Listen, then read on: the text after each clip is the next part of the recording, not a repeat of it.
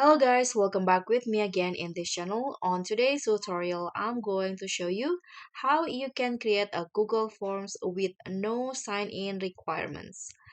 What I mean is when the respondents try to fill in the form, they don't need to sign in into their Google account. So here I'm going to create a blank form.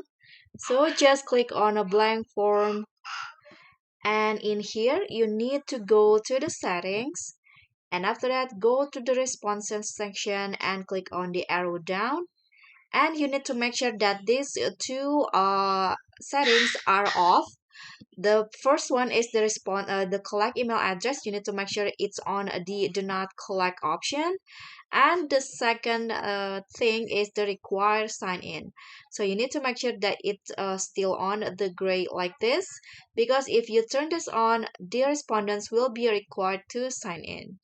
So after that, you can just edit the questions and share the form later.